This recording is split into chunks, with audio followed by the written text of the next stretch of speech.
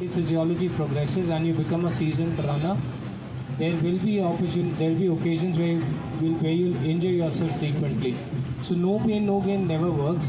80% of your workouts should be in, if you look at heart rate based training, or even if you look at pace based training. So there are different ways of training.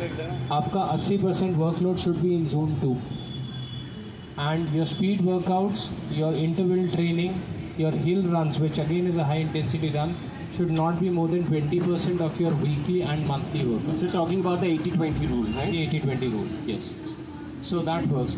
Now, as far as running injuries are concerned, you have to understand कि हर injury के पीछे risk factors होते हैं. There are certain risk factors which are modifiable risk factors, and then there are certain risk factors which are non-modifiable.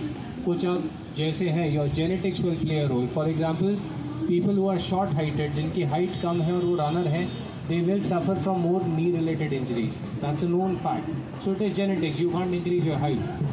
Similarly, non-modifiable risk factors are age.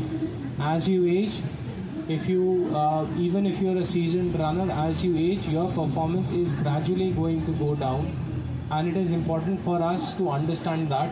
It does not mean that you have to give up on running. It just means that you have to adjust your running capacity or your running intensity to the age group in which you are. The other very important factor is there is a gender difference in running injuries.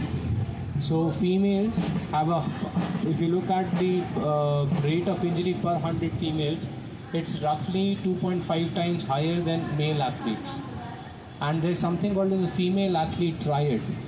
So you have a bone mass which is lesser than the male bone mass to begin with, right? So a seasoned female runner, a seasoned male runner, the seasoned female runner will have a less bone mass. Then the menstrual cycle will reduce your bone density towards the later half of your cycle. And what happens to most of us when we are approaching a particular event, we try to reduce our body weight to achieve something called as a race weight. So you start reducing the amount of calories you're eating.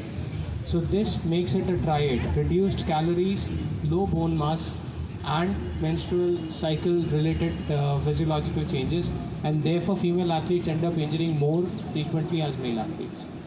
So these are all non-modifiable risk factors. You can't do anything about it. And like we have seen, when somebody starts running, after a few months they get a runner's high. They get into that rat race of competing with others, with a seasoned runner who have spent at least 6-7 years into running, and they would try to match the pace.